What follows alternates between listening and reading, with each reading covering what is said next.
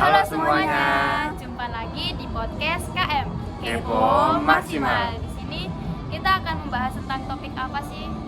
Nah, jadi pada video kali ini kita akan bahas topik utama kita, yaitu ancaman nyata di dunia maya. Maksudnya apa sih ancaman nyata di dunia maya itu? Nah, maksudnya ancaman nyata di dunia maya adalah ancaman yang mengancam kehidupan kita di dunia nyata. Misalnya, kenapa kita bisa bilang begitu? Karena kita sering melihat di dunia media sosial banyak yang melakukan cyberbullying. Sebelum kami membahas lebih lanjut, kami akan memperkenalkan diri terlebih dahulu. Perkenalkan, nama saya Antoneta Sanamas. Kalian bisa panggil saya Neta. Perkenalkan, nama saya Christine Dalova. Kalian bisa panggil saya Dea. Saya Rio Ricardo, bisa dipanggil Rio. Sebelum kami membahas lebih jauh, kita harus mengerti cyberbullying itu sendiri dengan lebih mendalam. Nah, jadi di sini kami sudah mengundang kakak yang lebih ahli dalam bidang kesehatan mental dan bidang media sosial. Mari kita sambut Kak Devi. Silakan Kak. Halo semuanya. Agak jauh Kak. Ya. Oke, Nah, silakan Kak perkenalkan. Oh ya. Perkenalkan, nama saya Devi. Saya berprofesi sebagai psikolog. Saya memang ekspertisnya di dunia anak, remaja hingga dewasa muda seperti itu. Oke, Kak. Nah, jadi kalau menurut Kakak nih, definisi cyberbullying itu sendiri apa, Kak? Oke, sebenarnya cyberbullying atau bullying itu sama-sama tindakan perilaku yang kurang tepat ya. Dalam arti melakukan suatu tindakan yang mengganggu, bisa melecehkan atau berbagai macam bentuknya, bisa verbal, bisa fisik, itu yang disebut bullying. Kalau cyberbullying artinya melakukan pembulian di dunia sosial media atau dunia maya seperti itu. Kalau jenis-jenis dari cyberbullying ini apa aja Kak? Oke, kalau jenisnya mungkin bentuknya Ya, itu apa saja? Bentuknya bisa jadi seperti menggunakan kata-kata yang tidak tepat, mengejek, mengganggu, mengucilkan, misalnya dalam grup WA dia dikucilkan seperti itu, ataupun ada bentuk-bentuk verbal maupun bisa juga dengan bentuk foto, video, misalnya pelecehan seksual seperti itu. Jadi berbagai macam bentuk tindakannya. Kalau dari media sosial sekarang nih, dari jenis-jenis yang Kakak barusan bilang, yang mana sih yang paling sering muncul? Yang Kakak paling lihat? muncul, oke, biasanya yang paling muncul adalah mengkritik gitu ya, mengkritik, mengkata-katai, memberikan opini yang kurang tepat. Karena kenapa bisa terjadi seperti itu? Karena biasanya orang-orang atau si pelaku merasa data identitas dirinya akan tidak muncul kayak gitu. Apalagi banyak orang-orang yang menggunakan second account, third account, dan banyak akun-akun lainnya yang istilahnya akun palsu seperti itu. Jadi mereka kan tidak muncul ya. Jadi mereka berani berkomentar negatif kepada korbannya seperti itu. Dan kalau boleh tahu ya Kak, yang paling berbahaya tuh yang mana?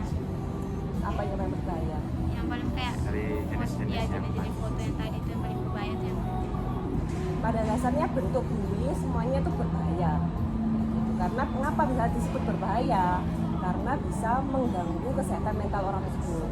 Bisa sampai karena mungkin ada terceletus begini, halah kak itu cuma bercanda kayak gitu ya. Seringkali kan si pelaku merasa itu hanya bercanda, tapi kalau sebagai sisi korban dia merasa apa? Merasa malu, merasa rendah diri, dan memicu apa? Memicu yang paling buruk adalah adanya pemikiran, keinginan untuk bunuh diri. Itu yang bisa dampak yang berbahaya, apapun bentuk bullyingnya.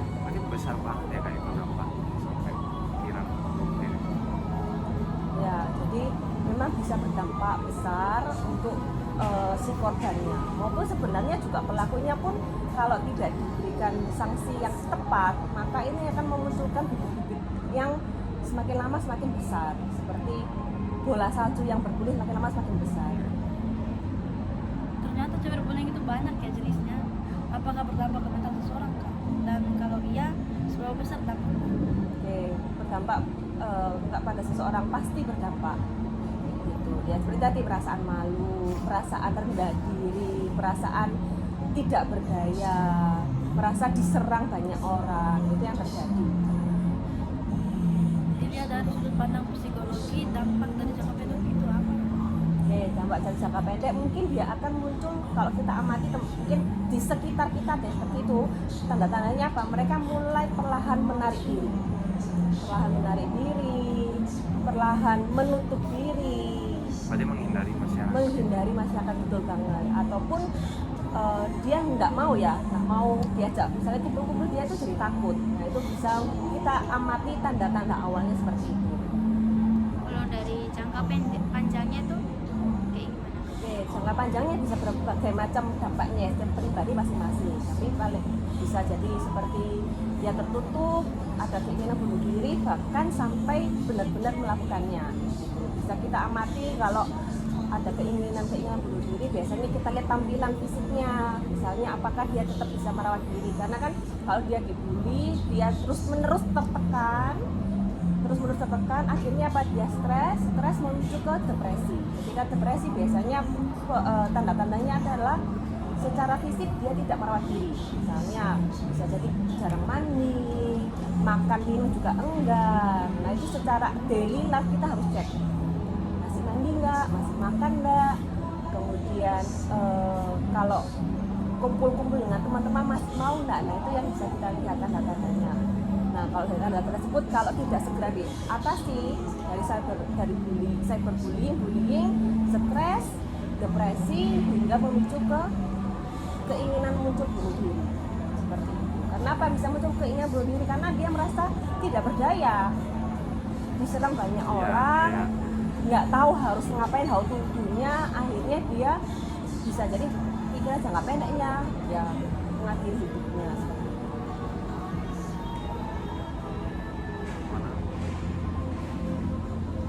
Kalian sendiri punya pengalaman nggak? Atau Aku- teman-teman sekitar kalian? Kalau saya berbullying sebenarnya nggak pernah, cuman nggak sampai kayak ngaruh banget ya. Maksudnya bener kayak dihujat gitu. Apa ya, kayak bikin konten yang apa ya, istilahnya kontroversial lah. Ada orang yang nggak setuju. Ya kepikiran, cuman nggak sampai kayak separah itu. Mungkin masih level ringan ya emang, jadi nggak sampai segitu. Nah, kamu sendiri ketika menghadapi itu apa tindakanmu? Ada orang-orang yang membuat sesuatu hal yang tidak benar, apa yang kamu lakukan waktu itu? Ya mungkin aku kalau bisa aku main ya sama temen biar nggak kepikiran terus gitu, karena kalau kepikiran terus nanti stres, depresi. Terus ya nggak buka media sosial dulu sih pas itu, nggak berani. Ya, nah itu betul banget. Jadi kalau di sini teman-teman ada yang mengalami cyberbullying atau kita khususnya cyberbullying ya, berarti kan itu di media sosial. Maka salah satu langkahnya adalah diet dulu main HP-nya kayak gitu ya. Sosial medianya mungkin bisa dinonaktifkan dulu atau jangan dibuka dulu. Kemudian apapun sosial media yang memicu kalian merasa tertekan, merasa diejek terus lebih baik coba dihindari dulu. Dan betul tadi katanya main game misalnya itu suatu hal yang menyenangkan ya, itu boleh. Jadi kita boleh mencari kegiatan atau aktivitas positif yang bisa membantu kita merilis stresnya kita. Jadi setiap manusia itu stres itu hal yang wajar ya. Kalau kita mengalami stres itu hal yang wajar. Tapi bagaimana kita cara meregulasi stres tersebut? Bisa dengan cara bermain games boleh, tapi juga hati-hati ya, jangan sampai kecanduan gitu. Main game boleh, tapi tetap ada tanggung jawab yang harus dilakukan. Kemudian misalnya olahraga itu juga boleh. Olahraga supaya karena kita olahraga itu juga melepaskan hormon kita lebih badan lebih rileks, kita jadi pikiran jadi lebih fresh. Jadi pun ketika lebih happy kan kamu main game, pikiran pun kayak lebih tenang akhirnya gitu. Kemudian juga bisa kalau kegiatan spiritual, bisa rajin beribadah ke komunitas tertentu seperti itu. Nah itu bisa dicoba ya guys ya. Ya. Kemudian kalau misalnya merasa tidak berdaya dan tidak tahu harus bagaimana, saya sarankan teman-teman di sini itu coba berbicara Berbicara dengan siapa? Berbicara dengan orang tua ataupun orang-orang yang kamu anggap sebagai panutan. Misalnya bapak ibu guru boleh, orang dewasa boleh. Bahkan kalau memang dialami oleh orang-orang dewasa bingung mau kemana, boleh ke ahlinya seperti ke psikolog seperti itu. Kalau boleh tahu nih Kak, kalau misalnya kita lagi bicara sama psikolog, kita itu cara orangnya yang terkena cyberbullying ini biar gak depresi, stres lagi, ngomongnya tuh ngomong apa sama psikolog ini? Kata ngomong ke psikolognya berarti ya? Iya. Oke, pertama yang pasti kalau kalian belajar apa? Belajar terbuka. Terbuka dengan psikolognya, ceritakan dulu apa adanya. Ceritakan kondisi kalian, situasi kalian, kalian merasa apa, pikiran apa yang muncul. Belajar kuncinya adalah belajar terbuka. Saya paham kadang-kala Kak, nggak mudah kita cerita ke orang baru seperti itu ya, nggak mudah. Tapi kalau kita berani melangkah itu adalah satu hal positif. Berarti kita ingin menjadi pribadi yang lebih baik lagi. Jadi belajar terbuka dulu aja, ceritain dulu aja semuanya, ungkapkan apa pikiran, perasaan, kejadian yang terjadi seperti apa. Kalau misalnya psikolog, kalau udah terima cerita dari korban ini, biasanya psikolog tuh ngapain? Soalnya belum pernah ke psikolog. Oh, belum. Oke, ngapain aja? Macam-macam ya, tergantung dengan situasi dan tingkat kesulitannya atau tingkat keparahannya ya, bang, kesulitan keparahannya. Misalnya dia susah ngomongnya, ngomongnya nggak sistematis, ngomongnya lompat-lompat. Nah, ini nanti pasti akan psikolog membantu meruntuhkan kejadiannya itu seperti apa. Misalnya Kak, sampai tahap orang tersebut nggak bisa tidur, nggak bisa makan, jadi aktivitas sehari-harinya itu benar-benar terganggu. Biasanya psikolog akan mengarahkan ke psikiater terlebih dahulu. Jadi psikolog dan psikiater ini saling berdampingan. Jadi kalau memang tingkat orang si korban masih bisa berbicara, masih bisa bercerita, maka ke psikolog saja cukup. Tapi kalau sampai di titik dia tidak, aktivitas sehari-harinya terganggu, nggak bisa tidur, nggak bisa makan, maka akan dibantu dengan psikiater. Dengan apa? Dengan minum konsumsi obat. Jadi supaya misalnya dia bisa lebih tenang, bisa tidur lebih dahulu. Ya, nah kenapa harus seperti itu? Misalnya kalian sehari sebelumnya bergadang gitu ya, bergadang tidurnya cuma 1-2 jam. Kira-kira kalau saya ajak ngobrol, nyambung nggak? Nah, seperti itulah mengapa dibantu oleh psikiater, dikasih obat menenang supaya dia lebih rileks, bisa tidur dengan nyenyak. Jika dia bisa tidur lebih nyenyak, pikiran lebih tenang, maka bisa diajak komunikasi. Seperti itu. Kalau biaya psikolog sama psikiater berapa Kak? Kalau Kakak tahu? Beda-beda ya. Ya, kalau biayanya memang beda-beda. Kalau psikiater karena basicnya dokter dan dia akan memberikan obat, memang akan bisa jadi lebih mahal. Kalau psikolog sekedar konseling itu biasanya hitungannya per sesi itu 1 jam. Range-nya berapa? Berbagai macam. Ada yang Kak, misalnya aku nggak punya uang seperti itu ya, kondisi finansial aku kurang baik. Banyak kok psikolog yang memberikan konseling gratis. Konseling gratis sampai ada yang memang berbayar, ataupun konseling online itu juga ada. Relatif lebih murah dibandingkan konseling yang tatap muka. Kalau konseling online, langkah-langkahnya gimana Kak? Kalau konseling online, ngechat doang? Ya, bisa chat, bisa Zoom. Tergantung orangnya kayak gitu. Kalau orangnya mau tatap muka, nggak apa-apa. Tapi kebanyakan kalau sudah pilih online biasanya enggan, gitu ya. Ah ya. Soalnya lebih ini kayak kalau ketemu itu kan lebih ya itu tadi susah ngomong sama orang baru. Ya, nggak apa-apa. Tapi biasanya pasti psikolog akan tahu lah caranya untuk membangun hubungan dulu supaya orangnya merasa nyaman, akhirnya baru bisa ngobrol seperti itu. Dari saya sih.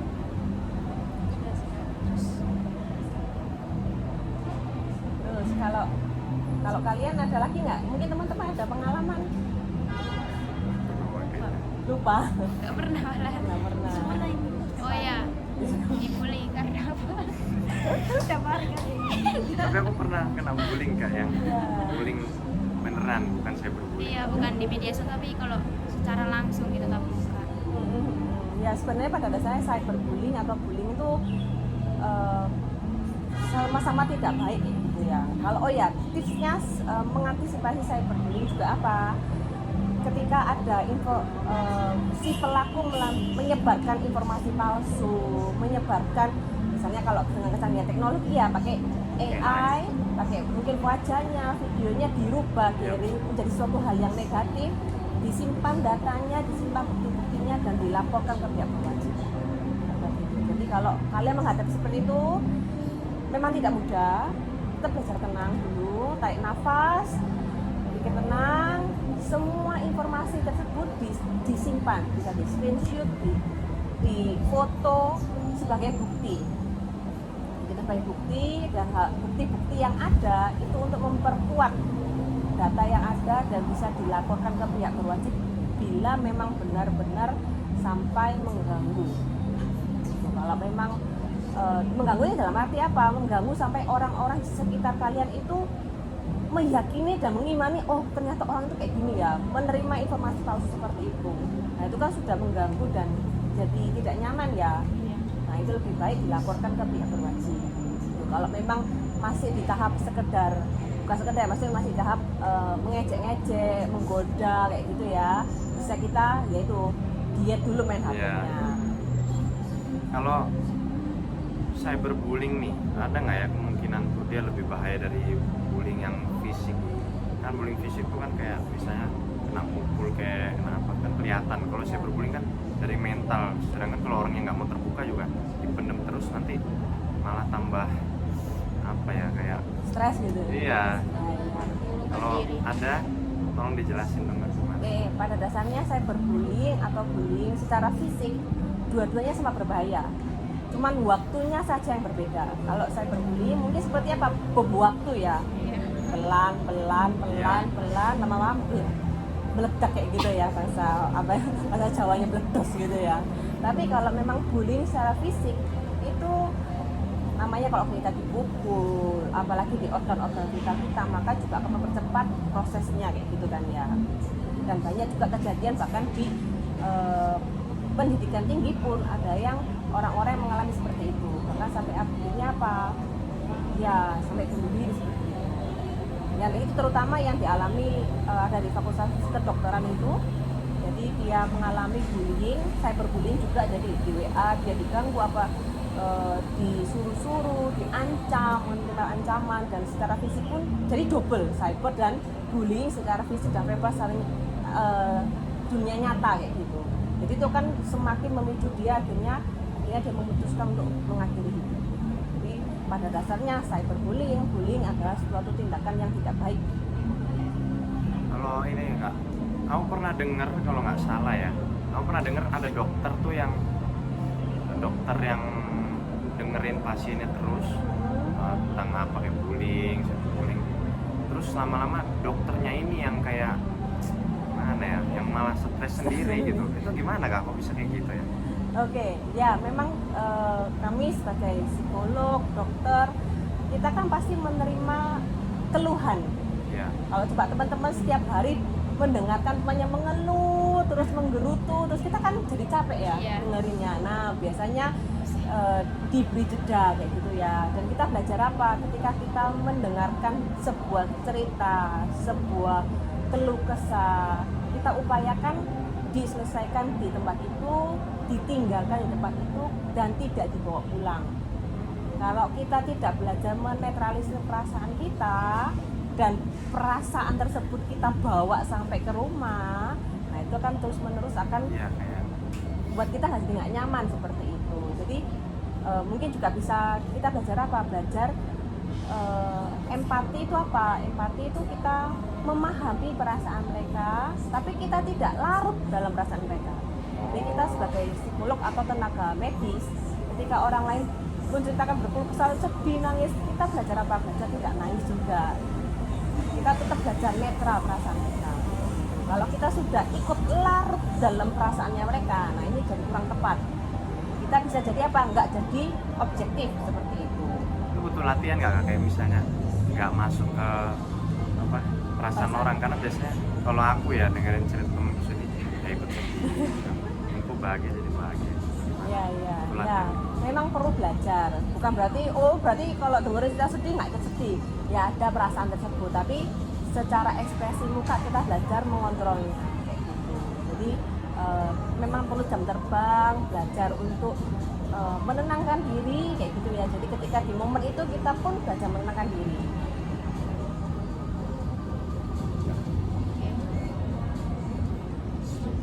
Apalagi ada yang mau ditanyakan? Mungkin kalau teman-teman di sini yang lainnya juga pernah mengalami, nggak apa-apa, monggo bercerita ke orang tua, kemudian ke psikolog juga boleh. Orang yang terkena cyberbullying, apakah ada cara untuk mengetahui orang tersebut sedang terkena cyberbullying, Kak? Dan bagaimana cara membedakan orang tersebut sedang berbohong atau justru sedang terkena cyberbullying? Oke, sama seperti yang tadi saya sampaikan bahwa bagaimana cara mengamatinya, ya kita lihat dulu sederhananya adalah aktivitas sehari-harinya, masih mandi nggak kayak gitu, tampilannya merawat diri atau tidak, makan atau tidak. Kemudian pasti kalau jarang makan pasti otomatis lama-lama tambah kurus, jadi kita bisa melihat tanda-tandanya itu seperti itu. Dia menutup diri atau biasanya orangnya ceria tiba-tiba tertutup. Nah ini kita juga perlu aware. Kalau bukan gara-gara cyberbullying tapi dia malah mengurungkan diri. Kenapa? Kalau bukan gara-gara apa pembulian tapi dia malah mengurungkan diri, nggak tahu karena apa gitu. Pokoknya tetap aja kali. Anak introvert. Ya kalau itu bisa jadi dia mengalami stres atau depresi seperti itu. Kalau bagaimana cara tahu dia berbohong atau tidak, ya lihat dulu aja tanda-tandanya. Tanda-tanda sederhananya ya. Kalau misalnya nih kita tadi kan kakak bilang kalau misalnya mau konsultasi ke psikolog itu harus psikolognya apa ya, bikin orangnya nyaman dulu baru mau ceritakan. Kan kalau misalnya orangnya tuh bener-bener susah ngomong sama orang baru aja susah. Nah ada nggak ya yang misalnya dia kan punya keluarga, nah keluarganya ini bisa ngapain gitu buat nanganin atau mencegah lah kasus cyberbullying ini? Oke, ya pertanyaan bagus kayak gitu ya. Jadi kalau misalnya bagaimana Kak, orangnya sudah diarahkan ke psikolog nggak mau, dia tetap mengurung diri, tapi kan jadi kan kasihan kan anaknya Iya. gitu kan. Nah berarti penting banget lingkungan sekitar, orang tua, keluarga dan teman-teman sekitarnya itu membantu dengan cara apa? Memberi dukungan, memberi semangat, diberikan edukasi yang tepat, bahwa dalam arti kita istilahnya kita pahami dulu, kita belajar memahami perasaannya. Jadi kita nggak usah dijudgement, nggak usah mengatakan kamu sih sudah dibilangi, nah itu kan sudah kata-kata yang orang sudah Iya, biasanya. sudah malas cerita Iya. kan. Dia tambah emosi. Tambah emosi. Nah belajar juga jadi dari orang tua, keluarga, teman-teman, kalau ada orang-orang seperti itu harus bagaimana caranya, how to do-nya. Pertama terima dulu apa adanya, ditanya dulu ya apa perasaanmu, apa yang kamu alami, tanpa memberikan komentar apapun, digali dulu aja. Oh ya ta, kenapa, walaupun mungkin orang tua dek gitu kan ya, ketakutan atau orang tua jadi merasa sedih, tapi Ya. belajar tetap tenang ya gitu ya. Orang tua pun cuman kayak gitu. Teman-teman kalian sini menghadapi teman-teman yang begitu, belajar diterima dulu aja.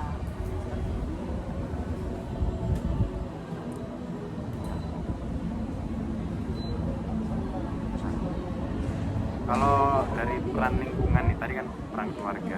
Kalau peran lingkungan itu penting juga nggak? Kalau dari pemulihan mental si korban? Betul, penting banget. Lingkungan adalah memberi dukungan gitu ya.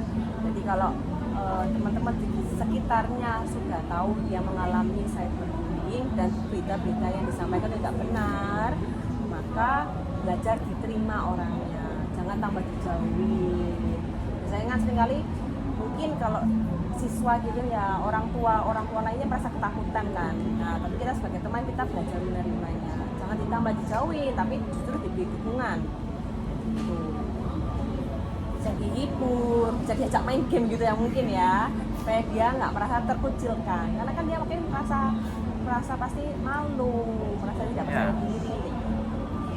Soalnya dulu saya juga punya temen yang kayak apa ya, tertutup terus gimana, kayak apa ya, kayak orang kena bully gitu. Cuman nggak tahu sih, cuman aku ajak main game ternyata fun aja, asik-asik aja. Ya, tapi juga perlu hati-hati ya, memang apa mungkin memang karakternya seperti itu. Kayak gitu. Jadi kita juga ketika mengamati orang lain juga jangan mudah cepat-cepat memberikan judgement.